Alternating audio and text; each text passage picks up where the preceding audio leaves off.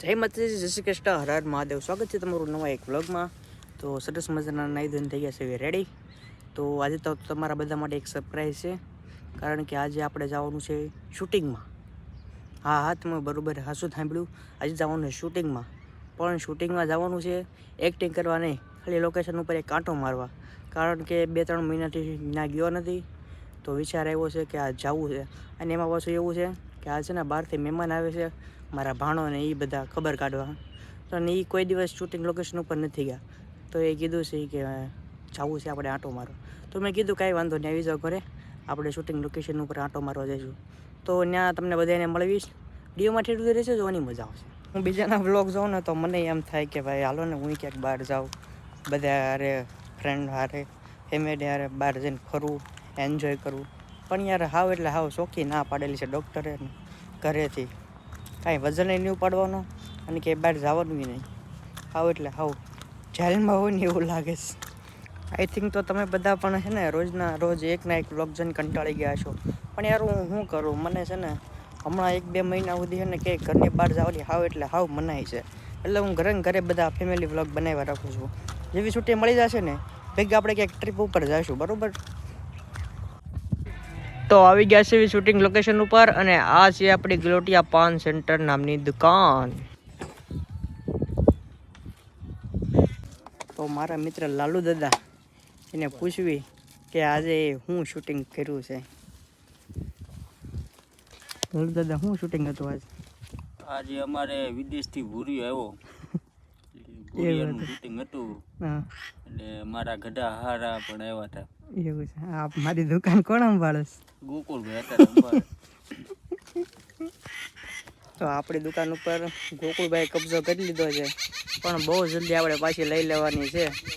જો આપણે હાજર થઈ જાવ તો ગોકુળભાઈ હાચવી રાખશે, બરોબર ને? ચાલુ બાબા, એક નવો માણસ એવો છે. હા, નવો. તારું નામ શું છે? લા રમતુડા ભાઈ. આ અમારા રાકેશભાઈના ભાઈ છે.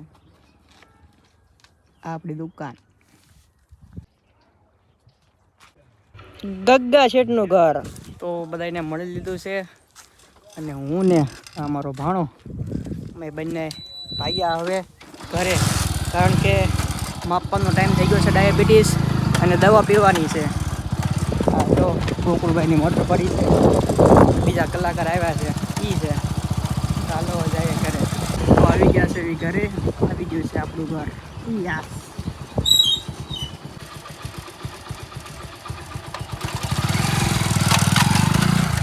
શૂટિંગ લોકેશન ઉપર તો આવી ગયા છે. તો એ ભેગો છે ને હોસ્પિટલેથી ફોન આવ્યો કે ભાઈ તમારું આયુષ્યમાન કાર્ડ આવી ગયું છે ને, એ ચાલુ કરાવવું પડશે. તો હવે પાછું જવાનું છે હોસ્પિટલે.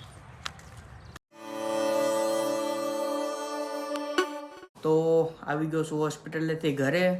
સાંજના 4-5 વાગ્યા કોરના ગયા હતા, અને રાતના 8 વાગ્યા આવ્યા. તો હોસ્પિટલે જે આયુષ્યમાન કાર્ડ જે હતું ને, એ 5 લાખ સુધી મેં ફ્રીમાં સારવાર થાય, એ કાર્ડ જે આવી ગયું ને, એ કાર્ડ ચાલુ કરાવવાનું હતું. એટલા માટે ડૉક્ટરનો ફોન આવ્યો, તો ગયા હતા કાર્ડ ચાલુ કરાવવા. અને સાથે ને 3 તો રિપોર્ટ કર્યા, લોહી લઈ ગયા.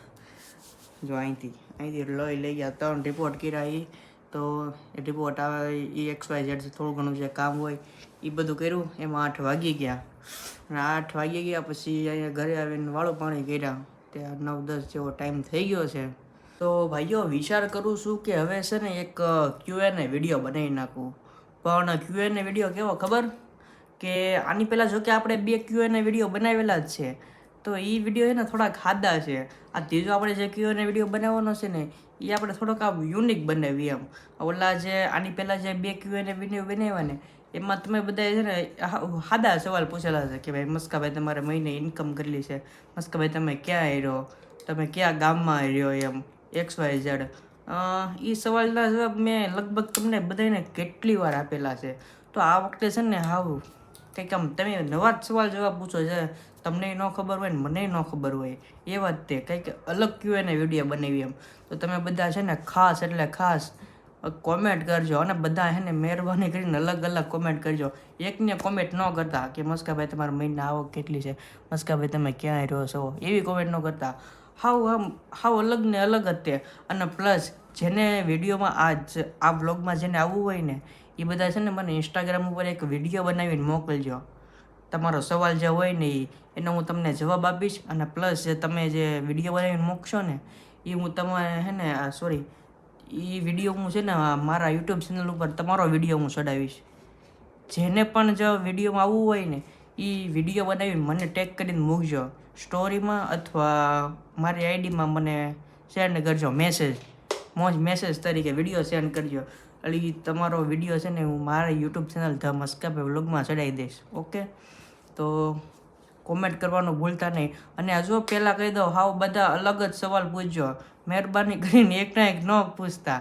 પાછું યાદ કરાવી દઉં, મહેરબાની કરીને એકના એક સવાલ ન પૂછતા. મસ્કાભાઈ તમારી આવક કેટલી છે, મસ્કાભાઈ તમે ક્યાંય રહો છો, તમારું ગામ ક્યાં છે, તમે કેટલું ભણેલા છો, આવું બધું તમે આના પહેલાંના વ્લોગમાં બધું કીધેલું જ છે. એટલે આ વખતે છે ને હાવ નવા સવાલ જ તે. તમને ન ખબર હોય ને મને ન ખબર હોય, એ સવાલ જવાબ કરવાની આપણને મજા આવશે.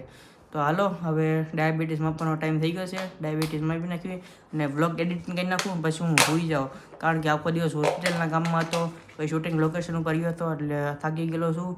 તો હવે ડાયાબિટીસ માપી લઉં, જોઈ લઉં કેટલું આવે એમ. આજ થોડુંક મને એવું લાગે છે કે વધારે આવશે. હાલો માપો તો, હમણાં ખબર જોઈજો. આ વ્હાઈટ ગોદડું છે ને, વ્હાઈટ ગોદડામાં જો લાલ ટીપો પાડી નાખશે ને તો જાહે નહીં. હાલો, મશીન ચડાવી દીધું છે. આમાં લોહી કાઢી નાખશે. હા જોઈ લે, જો 6 5 4 3 2 1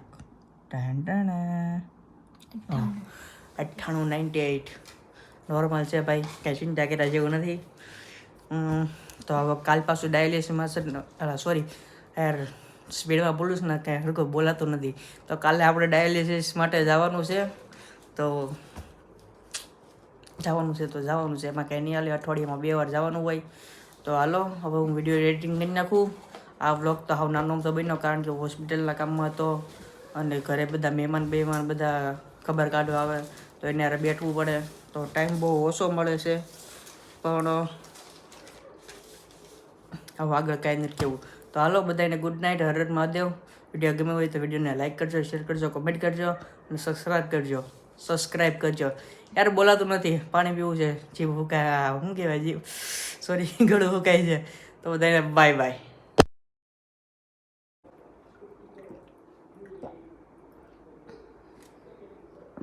ગળું હુકાઈ ગયું તો બોલે